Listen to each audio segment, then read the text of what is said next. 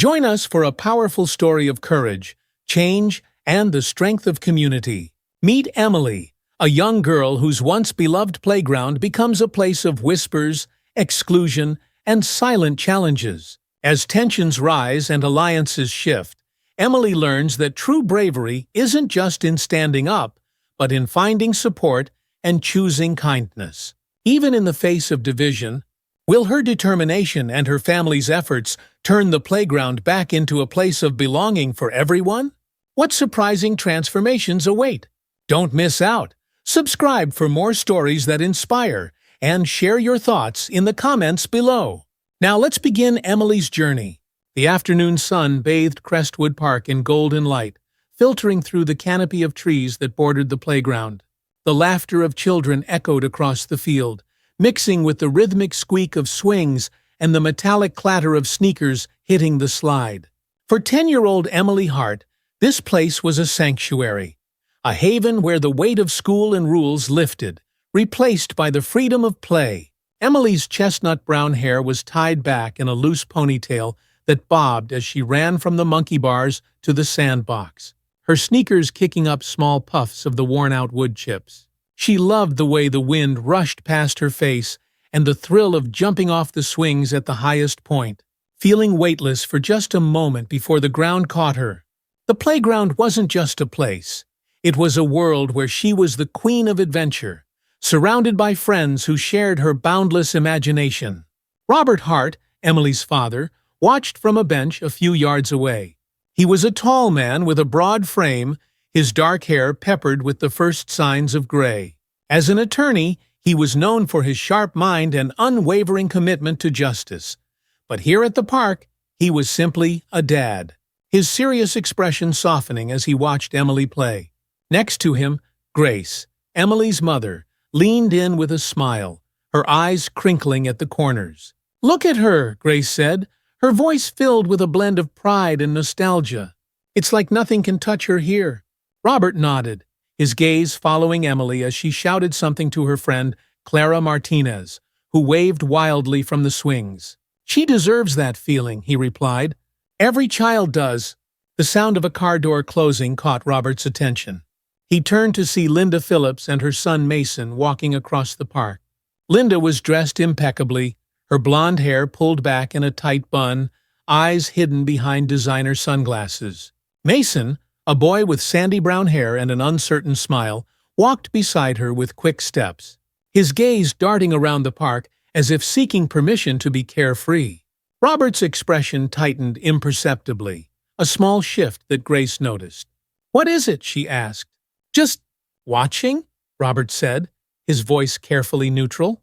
He had met Linda at a few neighborhood events. She was polite but distant, carrying herself with a confidence that bordered on severity. Mason spotted Emily and Clara, a smile breaking across his face. "Hey," he called, jogging over. Emily's eyes lit up as he approached. "Want to play tag?" Emily asked, already bouncing on her toes. "Sure," Mason said, his enthusiasm pushing away the hesitation that had been there moments before. Linda's gaze followed Mason, her lips pressed into a thin line. She stood a few feet away from the other parents, arms crossed, as if the park itself needed her judgment. The game of tag was in full swing, the children darting and weaving between the slide and swings, their laughter pealing like bells. Emily's heart raced as she lunged for Mason, who dodged with a laugh and sped toward the jungle gym. "Gotcha!" he shouted, tapping Clara before taking off again.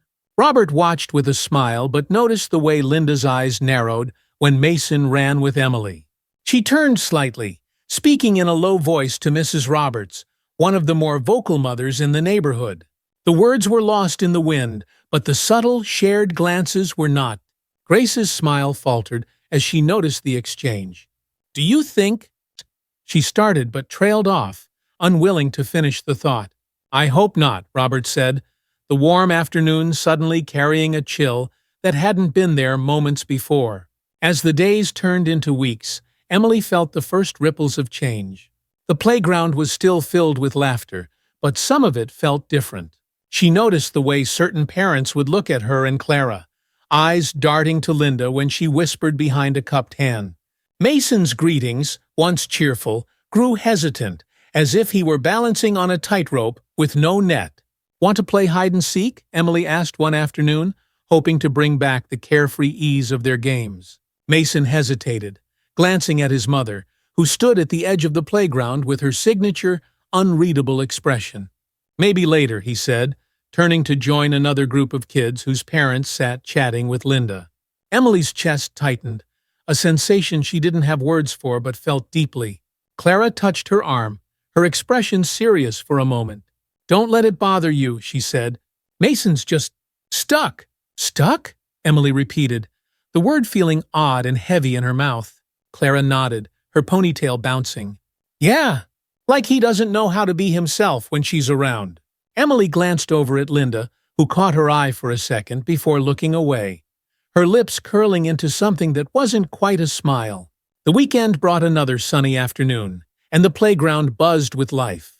Robert decided to join Emily, taking a break from his work. He sat on the bench, eyes sharp as he watched her play. Linda was there, as always, her presence casting an invisible shadow over the park. Emily climbed to the top of the jungle gym, laughing as Clara shouted from below. "You're the queen of the playground," Clara declared, bowing dramatically.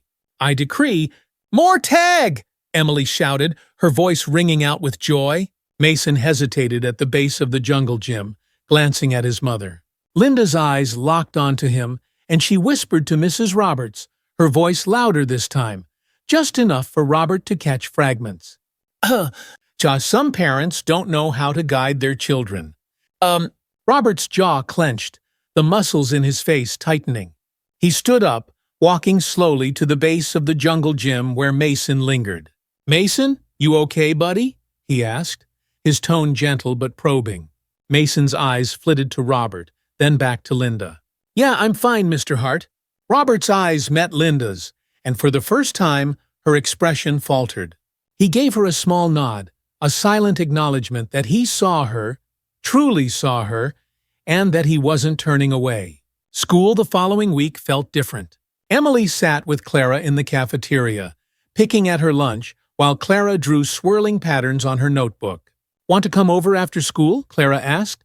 "We could draw or play that new board game my mom got." Emily smiled, a brief warmth breaking through. "Yeah, I'd like that." Clara paused, watching her friend. "You know, whatever's going on at the park, it's not about you. Some people just need to feel in control." "Like Linda?" Emily asked, the name coming out quieter than she meant. Clara nodded. "Yeah, but she doesn't get to decide everything." Emily's eyes brightened a little. Maybe not. The playground was still a tapestry of laughter and play, but Emily noticed how some parents huddled in groups, their whispers accompanied by sidelong glances. The conversation seemed harmless at first, a murmur of weather updates and school news, but they often shifted when Linda joined them. Her voice, crisp and certain, seemed to guide the discussion, setting a tone that others followed. One afternoon, as Emily pushed Clara on the swing, she overheard snatches of conversation from the bench where Linda sat with Mrs. Roberts and two other parents. The words floated on the breeze, indistinct but sharp enough to sting. "Not everyone belongs here. Some families just don't fit." Emily's hands tightened on the swing's chains, the metal biting into her palms. Clara's laughter rang out, but Emily couldn't shake the tension that coiled in her chest. It was subtle, but she knew when people were talking about her or her family. The whispers felt like invisible barriers, keeping her apart from what once felt like a shared space. "Push me higher," Clara called, her voice carefree. Emily forced a smile and obliged, focusing on the rhythmic squeak of the swing instead of the low voices behind her. Robert arrived at the playground a little earlier than usual, having left work to meet Emily. He carried a book, intending to read while she played, but as soon as he reached the benches, he noticed the subtle shift in the atmosphere. Parents who normally greeted him with warm smiles nodded tersely, their conversations halting for a beat before resuming in hushed tones.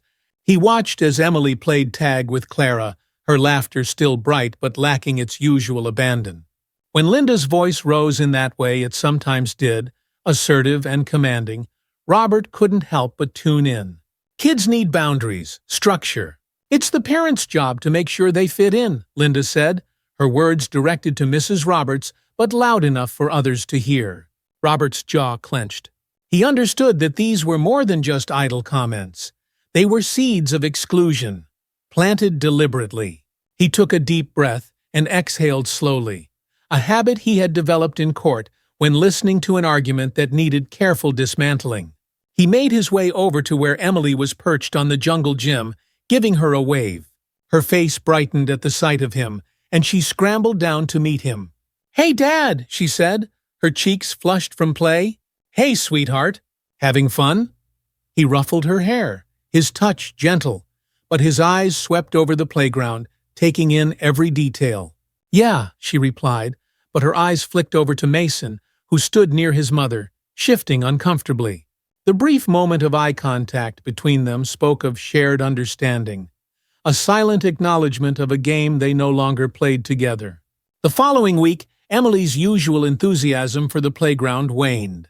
The whispers had grown bolder, their intent more obvious. Even Clara, with her quick smiles and unyielding loyalty, noticed the change. "Why isn't Mason playing with us anymore?" Clara asked one day, her eyes narrowing as they watched him help his mother unpack a picnic basket. He glanced at them but quickly turned away when Linda whispered something to him. Emily shrugged, trying to mask the sting with indifference. "I don't know. Maybe he's busy." Clara's brows knitted together, and she crossed her arms. "Busy doing what? Watching grown-ups sit?" Emily forced a laugh, but it didn't reach her eyes. She knew Clara was trying to lighten the mood, but the reality weighed heavy. The playground had become a place where Emily felt like a guest instead of its queen. That night, Emily lay in bed, staring at the ceiling while the faint sound of television murmured from the living room. The warmth of her blanket was little comfort against the coldness she felt creeping into her heart. She thought about talking to her parents, but hesitated. They had always taught her to stand tall, to be strong, but this felt different, like standing up would only make her more visible, more of a target. Over breakfast the next day, Robert noticed the slump in Emily's shoulders as she pushed her cereal around her bowl. Grace, ever perceptive, reached across the table to touch Emily's arm. "Everything okay, honey?" she asked, her voice soft with concern. Emily's smile was a thin line. "Yeah, just tired," she said, not meeting their eyes. Robert exchanged a glance with Grace. He set his coffee mug down, the ceramic clinking softly against the table. "Emily, if there's ever anything bothering you at the playground, you know you can tell us, right?" Emily nodded, still looking at her cereal. "I know, Dad." The room was silent for a moment before Grace changed the subject, chatting about the upcoming school project Emily had been excited about. The conversation moved on, but Robert's mind didn't. The flashes of discomfort he'd seen on the playground, the subtle glances from parents, it all pointed to something more than just a passing issue. "I'll walk you to the playground today," Robert said, as Emily grabbed her backpack. "Okay," Emily replied, a little of her old cheer seeping back into her voice. After school, Emily and Clara walked to the playground, their backpacks bouncing against their backs. Robert trailed behind them, keeping a careful eye on the parents already gathered there. Linda sat at her usual bench, her sunglasses perched on her head, chatting with Mrs. Roberts and another mother. The conversation paused briefly when they saw Robert approach, then resumed with renewed animation. "Emily!" Clara said, stopping suddenly. "Can we make up a new game today?" Emily's lips curved into a small smile. "What kind of game?" Clara's eyes brightened. "Something where everyone can play. Maybe we can get Mason to join." Emily glanced over at Mason, who was climbing the small ladder of the jungle gym. His movements were slow, tentative, as if waiting for permission that never came. Linda glanced at him, then at Emily, her expression unreadable but her disapproval clear. "Maybe," Emily said, the hope in her voice wavering. The sun was starting to dip low, casting long, cool shadows across the playground. Clara spotted Mason and waved him over. For a moment, he hesitated, looking back at his mother, who was deep in conversation. Then he took a step forward. "Hey, Mason," Clara called. "We're starting a new game. Want to play?" Mason's face lit up, but before he could answer, Linda's voice cut through the air. "Mason, we need to leave soon," she called, a sharp edge to her tone. Mason's smile faltered, and he looked at the ground. "I can't," he said quietly, his voice barely carrying over the wind. Clara's mouth opened to protest, but Emily shook her head, a silent plea not to push. The group of parents watched, some with curiosity, others with knowing glances exchanged like secrets. Robert's eyes met Linda's from across the playground. A moment of silent understanding passing between them. A recognition that this was no longer a passive disagreement, but the start of something that would require more than just watching from the sidelines. The next few days at the playground felt different, like the air was laced with something heavy and unseen. Emily noticed that Linda's conversations had grown quieter, more pointed. The parents who once smiled at Emily and her parents now offered tight-lipped nods before turning back to their hushed exchanges. Emily sat at the top of the slide, watching as Clara drew hopscotch squares with a piece of chalk. Mason lingered near the swings, his gaze flicking between the two girls and his mother, who sat with a group of parents. Her back straight and her voice low. "Hey, Em!" Clara called, breaking Emily's trance. "Come play!" Emily slid down, her heart lighter for a moment. She joined Clara, and the two began a game, their giggles punctuating the afternoon air. But just as they found their rhythm, Linda's voice floated over from the benches. "It's important for children to know their place," she said, loud enough for the surrounding parents and Emily to hear. The silence that followed was worse than any response. No one contradicted Linda. They only exchanged uneasy looks. Emily's cheeks burned, but she pretended not to hear. Clara caught her eye and frowned. "She's not right, you know," Clara whispered. Emily nodded but said nothing, the sting of Linda's words settling deep inside her. The next day, Clara confronted Emily during lunch at school.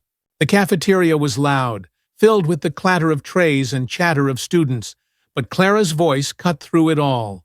"You have to say something," Clara insisted, pushing her sandwich aside. "It's not okay how she talks about you." Emily shifted uncomfortably. "What would I even say? She's an adult, and everyone else just listens to her." Clara leaned forward, her eyes flashing with determination. "Then tell your parents. Your dad knows how to handle things like this." Emily hesitated, the thought of involving Robert filling her with both relief and anxiety. She wanted to protect her parents from worrying, but Clara's words echoed in her mind. Maybe she didn't have to face this alone. That evening, Robert noticed Emily's silence at dinner. Grace had made spaghetti, and while they usually chatted about their days, Emily focused on twirling her fork aimlessly. "Emily," Robert said, his voice gentle but firm, "what's going on at the playground? I've seen how tense things have been." Emily looked up, her eyes glistening. For a moment she considered brushing it off, but then she took a deep breath and said, "It's Linda. She says things, and it feels like everyone believes her." Robert exchanged a glance with Grace, who reached out and squeezed Emily's hand. "What kind of things?" Grace asked, her voice steady but worried. Emily recounted the past few weeks, the whispered comments, Mason's hesitation, and the way the parents seemed to follow Linda's lead. As she spoke, Robert's expression hardened, the lawyer in him surfacing with each detail. "We'll handle this," Robert said finally, his voice calm but resolute. "No one has the right to make you feel unwelcome." The following weekend, Robert and Grace attended the neighborhood gathering at the community center.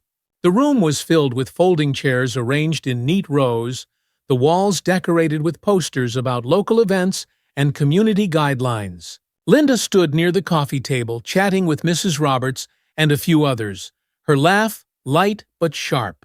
Robert took a seat near the front, his eyes scanning the room. Grace sat beside him, her fingers laced together tightly. When the meeting began, Mrs. Jensen, the committee leader, stood up and welcomed everyone, her smile warm but formal. "We're here to discuss upcoming events and any concerns regarding our community spaces, especially the playground," she said. Robert waited for the initial topics to be covered. Plans for a fall festival, park maintenance updates, before raising his hand. "Yes, Robert?" Mrs. Jensen asked, tilting her head curiously. "I'd like to address something more important," Robert began. The room shifted, attention snapping to him.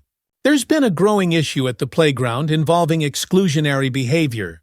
Our playground is a space for all children, and it's come to my attention that this isn't being upheld." A murmur swept through the crowd, parents exchanging glances. Linda's smile faltered, her eyes narrowing as she leaned slightly forward. "Are you suggesting there's an issue of fairness at the playground?" Mrs. Roberts interjected, her tone polite but skeptical. "Yes," Robert said, meeting her eyes directly. "I've witnessed and heard about comments that make some children and families feel unwelcome. This is not who we are as a community." The conversation that followed was tense. Some parents nodded in agreement, their expressions relieved that someone had spoken up.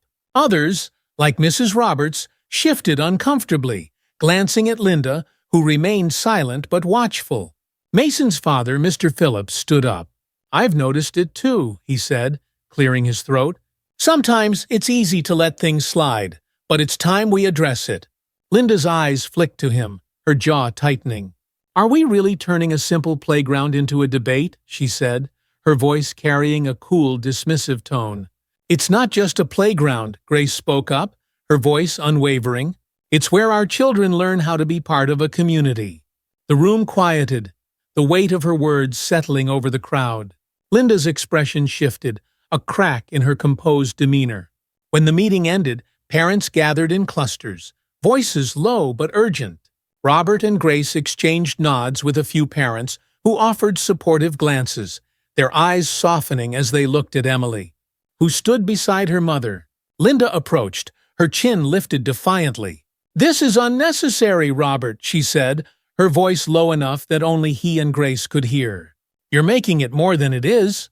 Robert's eyes met hers, steady and firm. "I'm making it what it should be, Linda, a place where every child feels safe."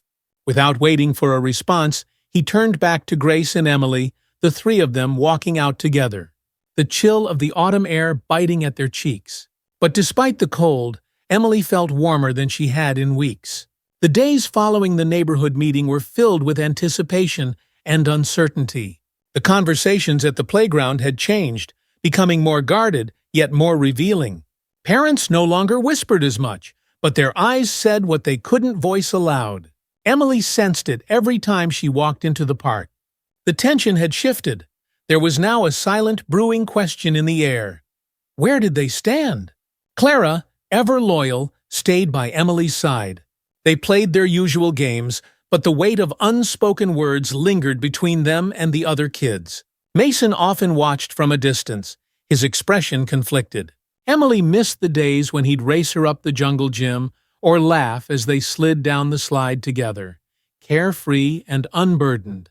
One afternoon, while they were drawing in the sandbox, Mason approached. He stopped a few feet away, eyes darting between Emily and Clara. Clara glanced up, eyebrows raised. "Hey, Mason," Emily said, her voice tentative. "Hey," he replied, shuffling his feet.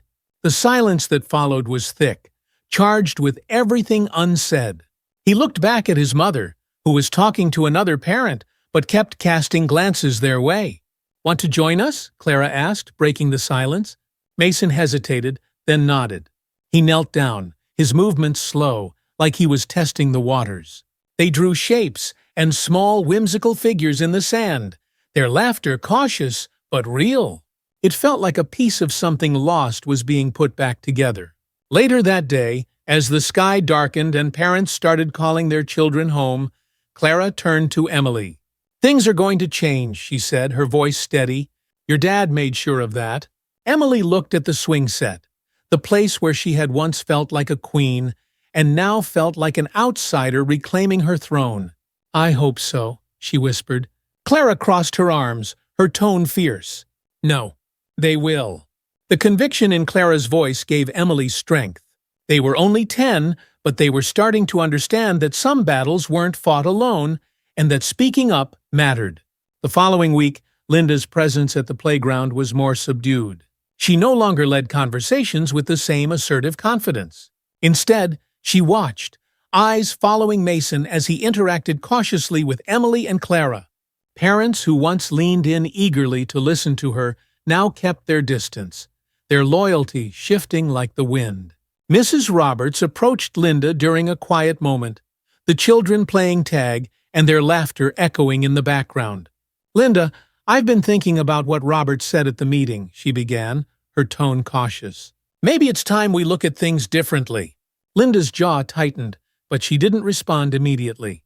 Her eyes softened as she watched Mason laugh at something Clara said. It was the first time in weeks he had looked so free.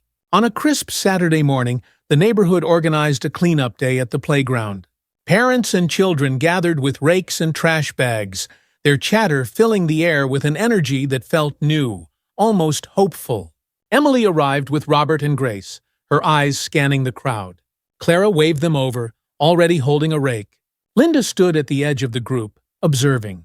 For a moment she seemed ready to leave, but then Mason ran up to her, tugging her hand. "Come on, Mom! Help us clean up," he urged, his eyes bright with excitement. Linda hesitated, glancing at Robert, who met her eyes with a nod that was neither warm nor cold, just understanding.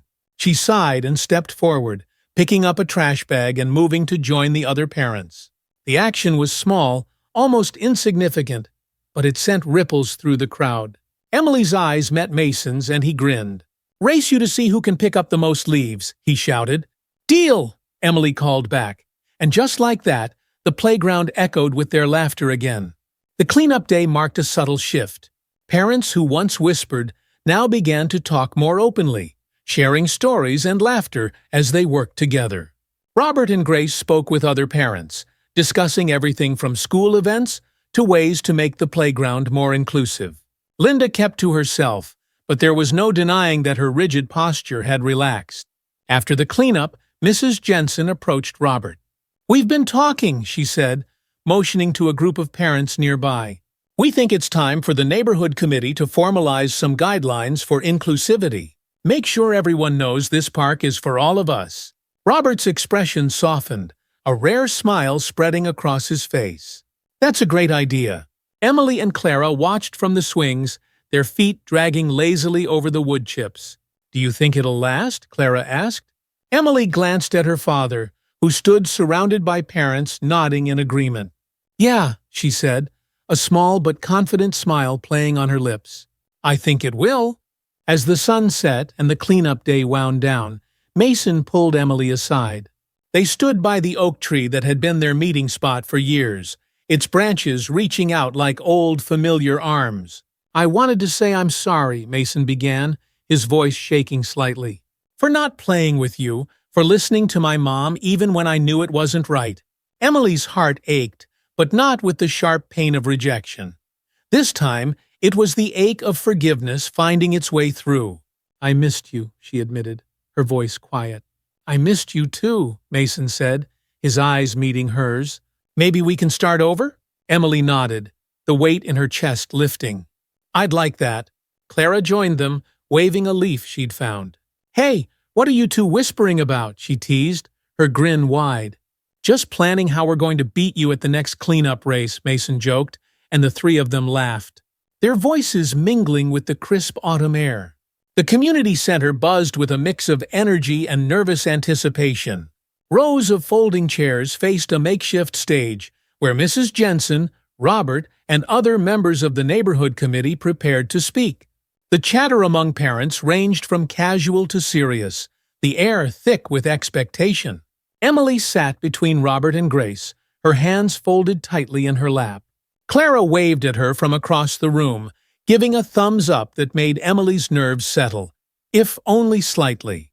Mason sat a few rows away with Linda, whose expression was a mask of controlled neutrality. Mrs. Jensen stepped up to the podium and cleared her throat. "Thank you all for coming tonight," she began, her voice steady. "We're here not only to discuss the changes we hope to make at Crestwood Park, but also to acknowledge the challenges we've faced." Murmurs swept through the crowd, and Emily glanced at her father. Robert's gaze remained fixed on Mrs. Jensen, his face calm but resolute.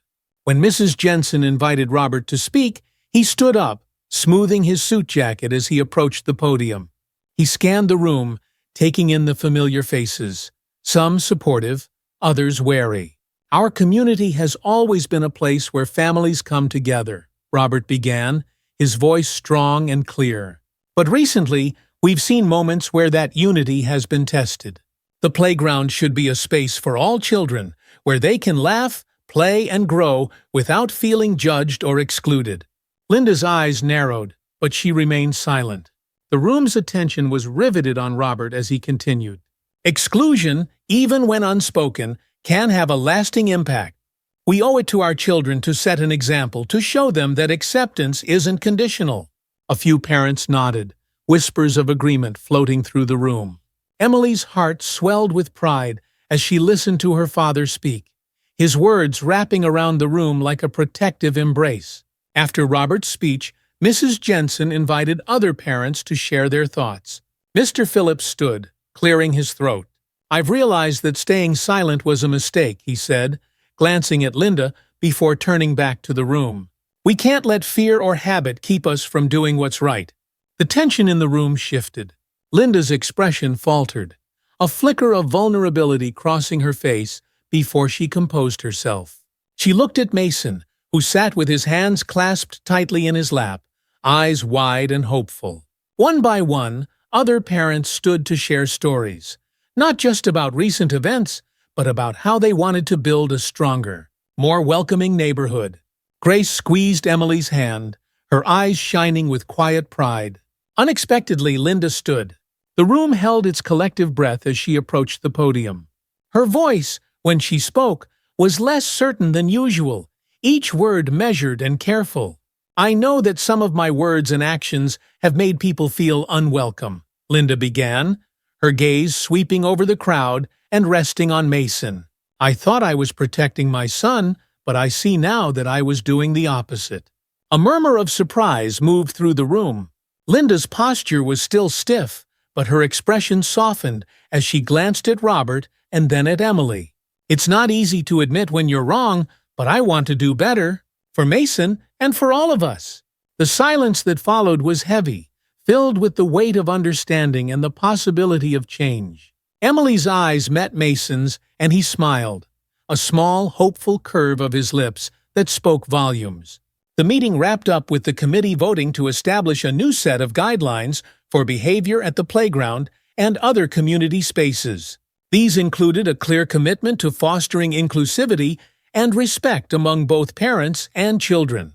As the crowd dispersed, parents lingered to talk, their conversations lighter than they had been in weeks. Emily and Clara exchanged grins, a shared sense of victory passing between them. Linda approached Robert, Grace, and Emily, her expression a mix of humility and determination. "I meant what I said," she told Robert. "Thank you for making me see it." Robert nodded, the hint of a smile softening his usual serious expression. "It's never too late to change." Linda turned to Emily, her eyes searching. "I hope we can all move forward." Emily felt a swell of relief. The past months had been difficult, but this felt like a real turning point. "We can," she said softly, glancing at Mason, who stood a few steps behind his mother, beaming at her words. The next Saturday, the playground was busier than ever. The autumn leaves crunched underfoot as children played tag, climbed the jungle gym, and raced down the slide. The air was filled with the sounds of joy and the crisp scent of the season. Emily and Clara swung side by side, their feet kicking out in time. Mason joined them, pushing off the ground with a laugh. Linda stood with a group of parents, her posture more relaxed as she chatted, her eyes no longer filled with sharp judgment. Robert and Grace sat on a bench, watching the scene with content smiles. "Looks like the playground is a place of belonging again," Grace said, leaning into Robert. He nodded, wrapping an arm around her. "Thanks to a little courage and a lot of heart." Emily felt the cool breeze against her face, her laughter blending with Mason's and Clara's. The playground was no longer just a place. It was a symbol of everything they had learned, that standing up, speaking out, and choosing kindness could make all the difference. As winter approached, the playground took on a quieter, more reflective atmosphere. The bare branches of the trees stretched into a pale sky, and frost glazed the wood chips beneath the swings. Emily, bundled in her warmest coat and scarf, joined Clara and Mason at their usual meeting spot by the jungle gym. "Let's build a snow fort," Clara suggested, her eyes sparkling with excitement. Mason's grin was immediate, and Emily felt the warmth of belonging settle over her. They spent the afternoon packing snow into walls and shaping turrets, their laughter echoing through the park. Parents sat on benches, sipping from thermoses of hot cocoa and watching the children play. Linda sat among them, quieter than she used to be, but not withdrawn. She shared polite nods and small smiles with other parents, an unspoken understanding passing between them. Robert stood near the entrance with Grace, their conversation punctuated by glances at Emily. "I think she's happy," Grace said, her voice soft with relief. Robert watched as Emily threw a snowball at Mason, her laughter bright against the winter chill. "She's more than happy," he said. "She's whole." The changes at the playground felt real, but old habits died hard. One afternoon, as Emily and Mason played tag, a new family arrived. The parents exchanged friendly nods with others as their young daughter, a girl with curly hair and wide eyes, approached Emily. "Can I play?" she asked, clutching her mittens nervously. "Of course," Emily said, beaming. Mason nodded in agreement, and Clara waved the girl over. Linda watched the scene, her expression thoughtful. The parents of the new girl, noticing Linda's gaze, hesitated before joining a group of chatting parents. For a moment, the tension returned, palpable and familiar. But then Linda stood up, walked over, and extended her hand. "Hi, I'm Linda," she said, her voice warm. "Welcome to the neighborhood." The parents exchanged surprised glances before shaking her hand, relief softening their expressions. The moment was small, but Emily noticed it, and so did Mason. "She's trying," Mason whispered. Emily nodded, a quiet smile forming. "And that's what counts." The first big snowfall blanketed the playground in pristine white, turning the space into a winter wonderland. Children bundled in puffy jackets and colorful hats dashed across the snow, their laughter ringing out as they made snow angels and built snowmen. Emily, Clara, and Mason worked together to build the biggest snowman they could, using twigs for arms and a carrot for the nose. Linda arrived, carrying a tray of warm drinks that she handed out to parents and kids alike. When she reached Emily and her friends, she paused. "Would you like some hot chocolate?" she asked, her voice uncertain but sincere. Emily exchanged a glance with Mason before smiling up at Linda. "Yes, please. Thank you." Linda's face softened, and she handed out the drinks, watching as the children giggled and sipped, their cheeks flushed with cold. It wasn't perfect, but it was progress. As the holidays approached, the neighborhood planned a small gathering at the community center. Tables were set up with holiday treats, and children decorated gingerbread houses while parents mingled. Emily and her parents brought homemade cookies, which were a hit among the kids. Mason and Clara joined Emily at the craft table, where they made holiday cards. "I'm making mine for my grandma," Clara said, her tongue sticking out as she carefully drew a snowflake. Emily smiled. "I'm making one for Mr. Phillips. He said he's never had a holiday card from a kid before." Mason looked up, his eyes shining. "That's a great idea. I'll make one for my mom." Across the room, Linda was speaking with Mrs. Jensen and a few other parents. She glanced over at Mason, who waved his card at her. Linda's smile, though hesitant, was genuine. The start of the new year brought a sense of renewal to the neighborhood. The playground was still blanketed in snow, but the promise of spring lingered in the chill. Parents who once kept their distance from Emily's family now waved or stopped to chat. Conversations at the park turned from wary to warm, marked by shared stories and plans for the future. Linda had found her place again, not as the center of the group, but as a part of it. She helped organize games, baked treats for community events, and, more importantly, listened more than she spoke. Mason ran up to Emily and Clara one cold afternoon, a soccer ball under his arm. "Let's play a game," he called, his breath clouding the air. Emily laughed, running to join him. Clara followed, her scarf trailing behind her. From the bench, Robert and Grace watched, their faces relaxed with contentment. "This is how it should be," Grace said, squeezing Robert's hand. Robert nodded, watching as the children played without a care. "It took time, but we did it." Winter eventually began to thaw, the snow melting to reveal patches of grass and the familiar wood chips of the playground.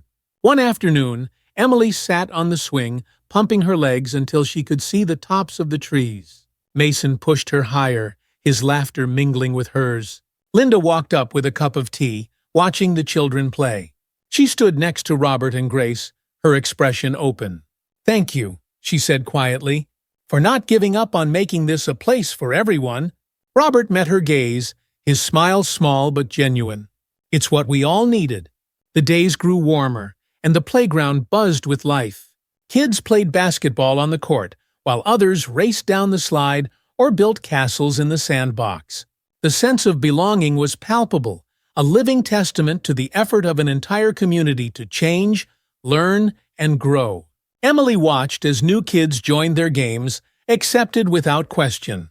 The past months had taught her that kindness could build bridges, even when it seemed impossible.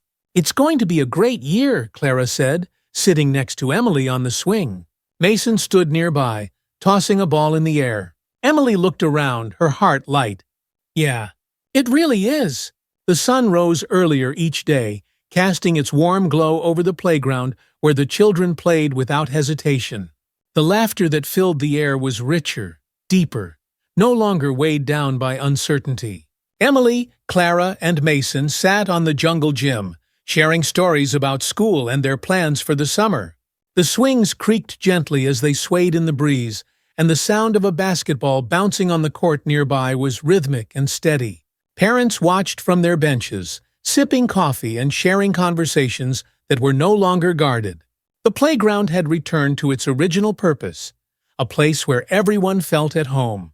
Linda stood at the entrance, her posture relaxed as she exchanged a smile with Mrs. Jensen. The walls she had built around herself had come down, replaced by bridges she was still learning to cross. Mason noticed her and she waved back, her smile widening with the ease of familiarity. One weekend, the neighborhood committee organized a small ceremony to acknowledge the collective efforts that had reshaped their community. Parents and children gathered around the park's central gazebo, which was decorated with colorful banners and balloons. The atmosphere was festive, buzzing with chatter and the occasional bark of a neighborhood dog. Robert stood with Grace and Emily, nodding to familiar faces as they passed. Clara and her parents joined them, carrying a plate of homemade cookies to share. Mrs. Jensen stepped up to the microphone and tapped it gently. "Good afternoon, everyone. We're here to celebrate how far we've come as a neighborhood and to recognize the people who helped us get here." She listed the names of committee members and volunteers who had contributed, and then her eyes found Robert. "And a special thanks to Robert Hart, whose voice reminded us that our playground and our community should be a place where everyone feels included." Applause rippled through the crowd, and Emily's cheeks flushed with pride. Robert gave a modest nod, his eyes glancing over at Linda, who stood among the parents. She clapped slowly at first, then more earnestly, a quiet acknowledgement shared between them. Spring unfolded into summer, and the playground transformed with the season. The trees grew full with leaves, providing shade under which parents and toddlers played. The sandbox became a construction zone for castles, and the slide, gleaming under the sun, was the fastest way to cool off on warm afternoons. One day, as the children splashed in a small inflatable pool set up on the grassy area, Linda approached with a cooler full of lemonade. "I thought the kids might like something to drink," she said, her voice softer than usual. Mrs. Roberts, standing nearby, smiled. "Great idea, Linda." They shared a brief, genuine laugh, the tension between them a thing of the past. Emily and Mason, soaked from head to toe, ran over to grab cups of lemonade. "This is perfect," Mason said, taking a long sip and sighing with satisfaction. "Summer's better when we're all together," Clara said, grinning as she joined them. Emily nodded, the breeze ruffling her hair. "It really is." One afternoon, as the sun dipped lower in the sky, Emily sat on the swing, letting it sway gently. The laughter of the other children seemed to blend into the background, a comforting hum. Linda approached slowly, her shadow falling over Emily. "Mind if I join you for a moment?" Linda asked. Emily looked up, surprised, and then nodded. Linda sat on the swing next to her, the creak of the chains breaking the silence. "I wanted to say thank you," Linda said, her voice wavering slightly, "for giving me a chance to make things right." Emily kicked the dirt with her sneaker, watching the small dust cloud rise. "I think everyone deserves that," she said. Linda's eyes shimmered with something unspoken. Gratitude, maybe, or the weight of lessons learned too late. "You're a wise girl, Emily." Emily smiled, the warmth of the compliment settling over her. The quiet moment between them stretched, not uncomfortable but peaceful, as if sealing an understanding that words alone couldn't express. The final days of summer were a flurry of picnics, games, and late-night movies projected on the side of the community center. The playground was the hub of it all, a place that now held memories of resilience and joy in equal measure. One night, Robert and Grace sat on the picnic blanket, watching as Emily played flashlight tag with Clara and Mason. Their shouts and laughter lit up the night, as much as the beams of their flashlights. "You did well," Grace said, leaning her head on Robert's shoulder. "We all did," he replied, his voice filled with quiet pride. The community had faced division and found unity. It hadn't been easy, and it hadn't been without pain, but the changes were real. They were visible in the way Linda greeted new families with a genuine smile, in the way Mason played without worry, and in the way Emily's laughter sounded, unburdened and free. The first day of school came quickly, the summer heat giving way to the crisp coolness of autumn once more. As Emily walked to the playground with Clara, the leaves rustled around them in whispers, as if telling secrets of the year gone by. "I can't believe it's been a whole year," Clara said, her eyes wide with the realization. "Me neither," Emily replied. She looked at the playground, now familiar and safe. It had changed, and so had she. They joined Mason, who was waiting at the swings. "Ready for another year?" he asked, a grin spreading across his face. "Ready," Emily said, feeling the weight of a new beginning settle comfortably on her shoulders. Years later, Emily would return to the playground with her own children. The swings, though repainted, still held the same comforting creak. The sandbox had been expanded, and the jungle gym was new, but the heart of the place remained. She would tell her children stories about a time when the playground had taught her about kindness, courage, and the power of standing up for what was right. And as she watched them play, their laughter echoing across the park, she knew that the lessons she'd learned would live on, carried by the whispers of the wind and the stories passed from parent to child. The playground, once a place of division, was now a lasting symbol of unity, echoing with the voices of a community that had chosen hope, love, and forgiveness. Linda sat by the window of her kitchen, watching Mason play outside. The laughter of the neighborhood kids drifted in, mingling with the scent of her afternoon tea. A pang of memory swept through her, one she hadn't acknowledged in years. Growing up in a strict household, Linda had learned that acceptance came with conditions.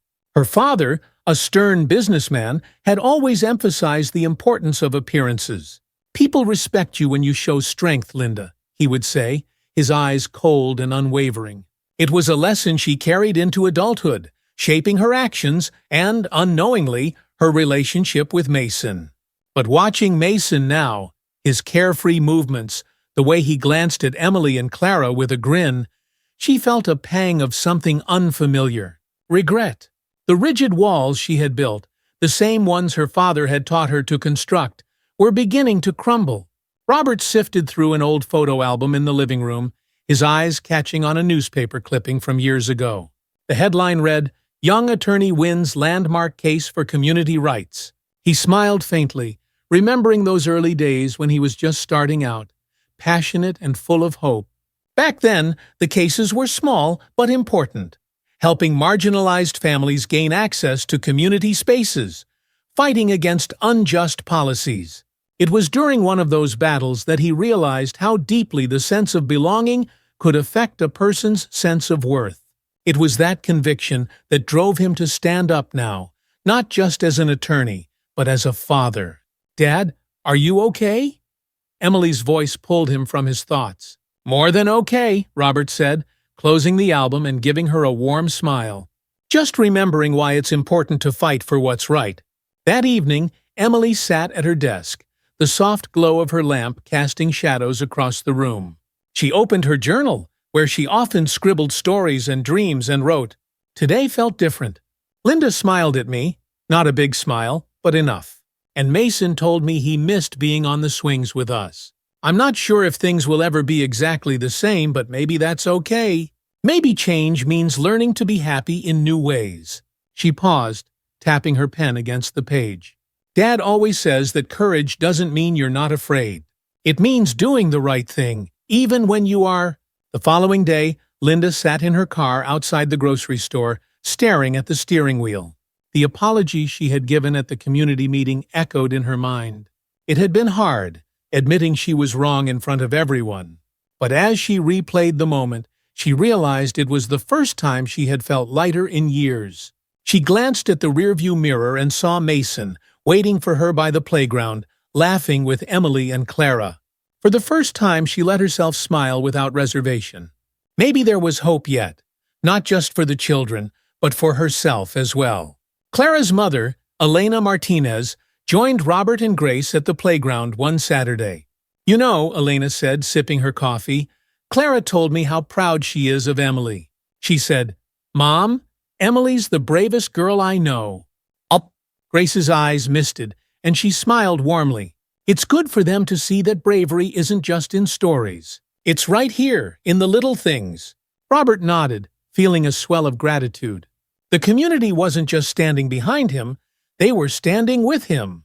Mrs. Jensen walked through the playground with a notebook, jotting down ideas for future community events.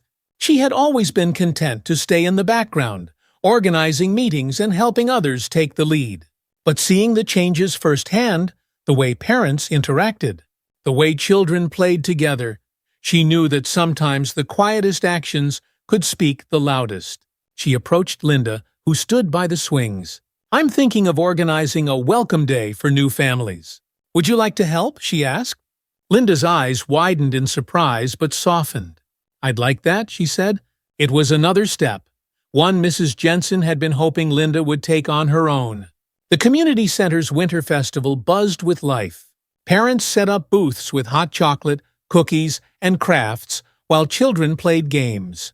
Emily and Clara ran between tables, admiring handmade decorations and trying to win small toys. Linda, holding a tray of cookies, stopped by Robert's booth where he was serving warm cider. Their eyes met, and Linda nodded. "Thank you for encouraging this," she said quietly. "It's what we needed." Robert raised his cup, a subtle toast. "It's what we all needed." In the evening, as lights twinkled from the trees, Mr. Phillips took a microphone. "A year ago, we were just neighbors. Now we're a community, and it's because we chose to listen, learn, and grow." The crowd clapped, and Mason glanced at Emily. "We did it," he whispered. "Yeah, we did," she replied, feeling the weight of his words settle in her heart. As the festival wound down, Emily stood near the edge of the playground, watching families pack up. Clara ran over, panting and grinning. "What are you thinking about?" she asked. Emily took a deep breath. "About how different things are, but in a good way." Clara looped her arm through Emily's. "It's because we didn't let things stay the same." They looked out at the park, where the last families lingered, laughing as the snow began to fall gently. The playground had changed, but so had they, all of them, together. Back at home, Linda sat with Mason on the couch, watching the snowflakes drift past their window. She wrapped an arm around him, pulling him close. "I'm proud of you," she said, her voice breaking slightly. Mason looked up, eyes wide. "For what?" "For showing me what it means to be brave," she whispered. And for the first time in a long while, she felt truly at peace. Years later, Emily returned to the playground with her own children. The swings, now repainted but still creaking the same familiar tune, swayed in the breeze. The sandbox had been expanded, and the jungle gym gleamed under the sun, but the heart of the playground remained unchanged. Sitting on a nearby bench, Emily watched as her children played, their laughter echoing across the park. It was a sound she once cherished as a child, and now loved hearing even more as a mother. The playground, which had once been a place of division and growth, now stood as a testament to the power of community and change. She smiled. thinking back to those days when courage was a choice made moment by moment. It was a reminder that the smallest voices, when joined by others, could change the world around them. Thank you for being part of this journey. If you enjoyed Emily's story of resilience, friendship, and community, don't forget to hit that subscribe button. By subscribing, you'll never miss more stories like this, filled with lessons, hope, and inspiration. Join us for the next chapter, where new journeys and challenges await. See you in the next story.